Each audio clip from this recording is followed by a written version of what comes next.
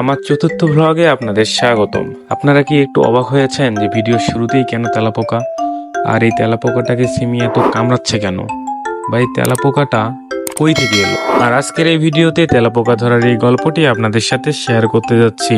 আর আমি আপনাদের এটা বলতে পারি, ভিডিওটি আপনাদের অবশ্যই ভালো লাগবে। সো ভিডিওটি কোনো স্কিপ না করে পুরো ভিডিওটি মনোযোগ সহকারে। ঘটনাটি কিছুক্ষণ আগের কথা। আমি সন্ধ্যায় বাসায় ফিরে ঘরে ঢুকেই দেখি আমার মায়ের যত মশলার পাত্র আছে সব কিছু এলোমেলো করা, আর সিমি তার চারপাশে কি জানি খুঁজছে। আমি তো ভয় পেয়ে গেলাম, সিমি না সব কিছু এলোমেলো করেছে। ঠিক ওই মুহূর্তে মা এসে আমায় বলল যে না, সব কিছু আমি বের করেছি আর সিমিকে একটা কাজে লাগাই দিয়েছি এখানে। আমি তো অবাক, সিমি আবার কাজ করবে? কি কাজ? সিমি কি এটা পরিষ্কার করছে? মশলার পাত্রটি যে স্থানে রাখা হয় সেই স্থানের পাল্লা বা যাকে দরজা বলে, ছোট দরজাটা খোলা ছিল, আর সিমি সেখানে ঢুকে কি জানি খুঁজতেছে। আমি মাকে জিজ্ঞেস করলাম যে কি খুঁজে ও, আর কি কাজ করতে দিয়েছেন ওকে।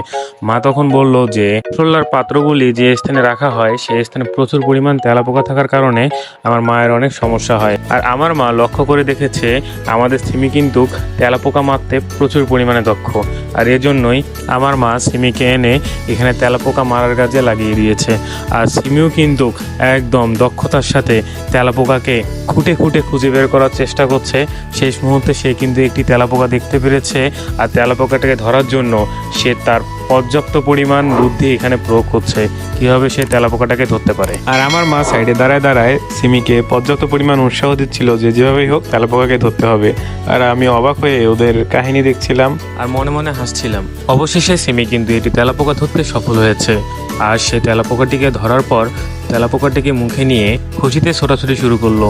আর তেলাপোকাটিকে পা দিয়ে এই দিকে একবার লাথি আর ওই দিকে একবার লাথি, আর এভাবে তেলাপোকাটা যখনই পালায় যেতে ধরে তখনই আবার মুখে নিয়ে এক জায়গা থেকে আরেক জায়গায় যায়। তবে একটা কথা, তেলাপোকাটাকে সে কিন্তু মারে না, কোনোভাবেই মারে না, পা দিয়ে পিষে মারে না কামড়ায় মারে, জাস্ট খালি তেলাপোকাটাকে একটু উল্টায় দেয়। তেলাপোকাটা যখন ছটফট করে ও তখন সুন্দরভাবে ভদ্র মেয়ের মতো বসে বসে তেলাপোকাটার কর্মকাণ্ড খুব মনোযোগ সহকারে দেখে। আর তেলাপোকাটা যখনই আবার একটু নড়াচড়া অফ করে দেয় তখন আবার নেয় তেলাপোকাটাকে মুখের মধ্যে নিয়ে আবার তেলাপোকার সাথে ওর দুষ্টুমি শুরু। আর এভাবেই কিন্তু ওর কর্মকাণ্ড চলতেই থাকে। ও কিন্তু কোনোভাবেই অফ হয় না, ও চলতেই আছে। তেলাপোকাটা যখনই একটু পালায় যেতে ধরে আবার যখন একটু দাঁড়ায় থাকে তখন আবার তালা দেয় যে তুই নড়বি না কেন, তো খেলতে হবে। আর ও বসে বসে দেখ। আর ও কিন্তু তেলাপোকা নিয়ে কখনো খায় না, মারে না, এভাবেই চলতে থাকে ওর দুষ্টুমি। আর এভাবে চলতে চলতেই কিন্তু তেলাপোকাও বলে ভাই আমি কোথায় পড়লাম, কার কাছে পড়লাম, কিভাবে আমার জীবনটা নিয়ে ছেলেখেলা করছে।